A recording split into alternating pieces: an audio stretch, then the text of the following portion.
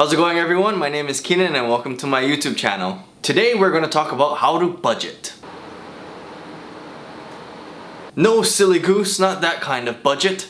Budget. This video is geared more to beginners or people who have tried budgeting but never really got it to work. My method doesn't require any special apps or programs, just a pen, paper, and a can-do attitude, and this is what helped me save enough money to buy my first home here in Hawaii. Link above for the video. And I just realized this now, but it looks like I have a little bit of a mask tan. So maybe this budgeting method can help me save more money so I can buy some sunscreen so that I don't have to make YouTube videos with a mask tan. But anyway, I'm going to talk about my Keenan approved method of budgeting. And at the end, I'm going to give you some tips on kind of how to get started. But everything starts with a goal.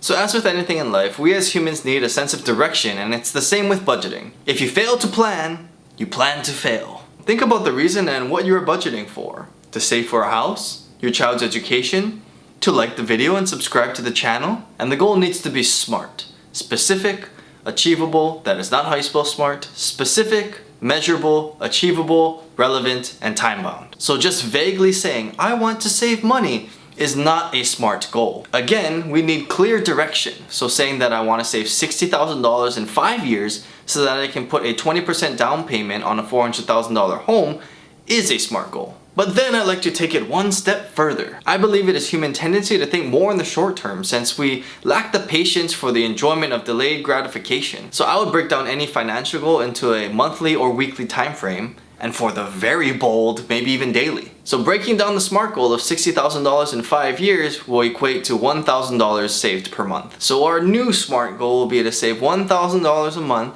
in order to put down a 20% down payment on a $400,000 home. Specific, measurable, relevant, and time-bound. But now we have to look and see if it's achievable. So now let's see if we can put the A in SMART. So in this case, let's say that the person is making $50,000 a year, which equates to about $30,000 after taxes depending on the state which you live. So $33,000 per year breaks down to $2,750 of income per month. And now here is the most important part. You start your budget by subtracting your $1,000 budget goal. A lot of budgeting tactics and human tendency is to take your income and subtract all your expenses like housing, food, entertainment, and then see what's left over after all of your expenses and save that. But nay, I say. You start with your goal and then see what's left over for your expenses after saving. So $2,750 minus our budgeting goal of $1,000 saved per month gives you $1,750 for your expenses. So now we look at our fixed recurring costs. So let's say rent is $1,200 a month, utilities is another $100 per month, utilities.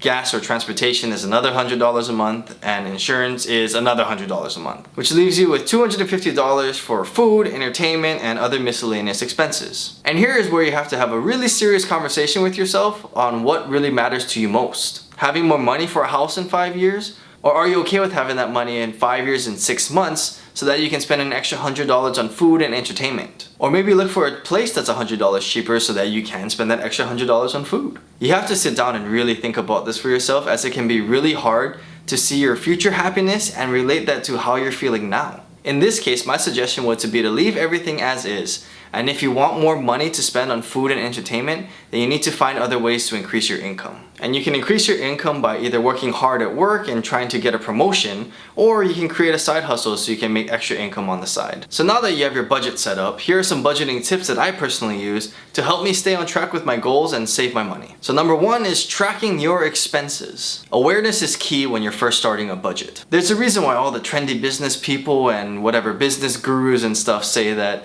you want to keep a journal so that you can write down all your goals and be reminded of it every day. By tracking your expenses, you're continuously bringing awareness to your spending habits, and that's going to help you when you're trying to achieve your goal. Also, if you go through the effort of tracking your expenses, you're more likely to stay on track because you put in all the effort to track it, so you might as well follow it. I try to look at this on a weekly basis, and I just use a simple Excel spreadsheet where I categorize my expenses into food, miscellaneous, entertainment. I have a golf one because it used to be kind of a spending issue for me, but It's not so bad anymore, but it used to be a decent amount of my, I guess, entertainment income, and I wanted to know what proportion of my money was going to it. And then I got trips, gifts, and my living expenses. So I'll put some screenshots of my Excel spreadsheet up here somewhere, but basically I'm just taking each category, summing up all the totals, and relating that as a percentage of the income that I bring in. So I have sections also for what my future withdrawals are, what my future deposits are gonna be, so that I can kind of project out to the end of the year what my savings are gonna be. But since I already kind of know what my budget is on a weekly basis, because that's the way I break it down in my head for myself, I kind of already know where I'm at during the week, and it's kind of just a bookkeeping exercise to keep it tracked. I always find that if I ever go on like a spending splurge, or if I do some sort of spontaneous spending spree, which doesn't happen often, but it does, it's because I lost the awareness of the tracking of my expenses, and I wasn't planning towards my budget. And because I didn't have that awareness, kind of my goals fell on the wayside. But every time I come back to tracking my expenses, everything kind of falls right back into place. There's also an app that I use called Daily Budget, which essentially, once you put in all of your income, your expenditures, and your goals and things like that, it'll show you how much money you have each day to spend. And that number will kind of adjust based upon how much you put in. So each time that you pull out your wallet, you input it into the app, and it shows you how much you have left for the day. It's kind of fun to play this budget game with yourself to see how high your daily budget can get just by saving. So number 2, cut down on your expenses. Once you have a month or 2 of tracking your expenses, start to analyze it and see where you can cut down. Do you really need that Netflix subscription? Why is Netflix subscription such a hard thing to say? Netflix subscription, Netflix subscription, Netflix subscription. Do you really need that Netflix subscription? Do you really need to order drinks with your meal when you go out? And think about whether these purchases are helping or inhibiting you from reaching your budgeting goals. This may even involve moving back in with your parents or in-laws just so that you can save money on rent. I know for me, a huge reason of why I was able to save enough money for my first home was because I was living at home from the age of 20 to 25. And don't worry about what anybody else thinks about that move. It doesn't matter. They're not living your life and they're not managing your expenses, so it doesn't matter what anybody else thinks. But what does matter is the sacrifices that you make today so that you can improve for your future goals. And even when you're cutting down on your expenses, that doesn't mean that you can't have fun. There are a plethora of times when I have gone to the bars with my friends and just ordered water to save money. I truly believe that I'm just as fun in building the same camaraderie with my friends when I have dihydrogen monoxide in my system as opposed to alcohol. My friends may argue differently, but my wallet thanks me at the end of the day. So number 3,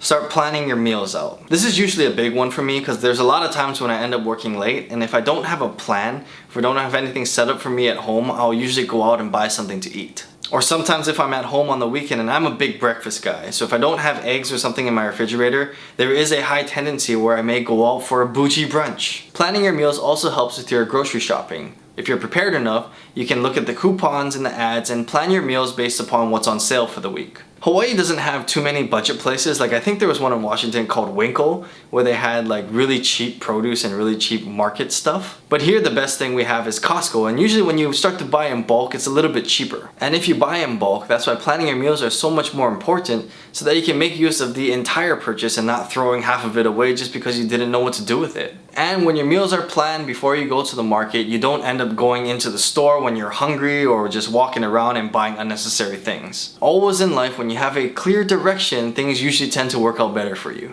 Now, eating out and being spontaneous once in a while isn't gonna hurt you, but I would say it would be good to have 5 of the 7 days already planned and prepared. And here's a bonus food budgeting tip for you all. I was really surprised at how well this worked, but I made a promise to myself a couple months ago that I was going to make all the meals that I craved. A lot of times I personally have a lot of late night cravings, usually pizza, and during times like these it was so easy to go online and just order a Domino's pizza for delivery, especially when they were doing free delivery during quarantine. But when I made a commitment to myself that I was going to make every food that I was craving, it really deterred me from just pressing that buy it now thing online. And knowing that I would have to make it, I usually just reached for something I already had in the cabinet, which was usually more healthy and definitely cheaper. But one day I finally broke and I ended up making my own stuffed crust pizza, and that's really what this whole video is all about, because I just want to flex my stuffed crust pizza making skills on the world. So I don't know how I'm going to top the stuffed crust pizza, but tip number 4 is to operate with cash. So if the tips that I say above is not working, the next thing I would do is to just hold your budget in cash. It's a tangible item that you can clearly see when it's depleted, so it makes it one of the most foolproof ways of sticking to a budget. But I would highly suggest that you not resort to this just because you're going to lose out on all the benefits of like credit card points when you make purchases that way. But if you're just having that much trouble, the saving is more important than the credit card points, so hold it in cash. And the last tip, number 5, is do not stress yourself out. There's a fine line between being diligent with your expenses and being so obsessed that it's affecting your emotional and mental well-being. If you're trying to be so tight on your budget that you're not going out, you're not seeing your friends and family, and you're just unhappy, then you need to reevaluate to make sure that your budget is not running your life. No one is perfect, and there will be times when you overspend, and that's okay, as long as you try to stick to this majority of the time. I like to think of budgeting as more of a game for myself than anything, and maybe just having that mindset will help keep it more fun for you. Well, I hope this video was helpful for you all, and my personal method that I use for budgeting will help you either get started or maybe adjust a little bit of things here and there for your budget that you have now. Just by starting, you're already ahead of the majority of the people out there who let their money take control of them instead of them taking control of their money. And for that, you deserve to like the video and subscribe to the channel and hit the notification bell so that you don't miss any more videos from me. But yes, subscribe if you want to be a part of the family, and comment below if you have any questions on this video or anything budget related or any more videos that you want me to do. I really appreciate your time. Thank you for watching the video, and I'll see you on the next one.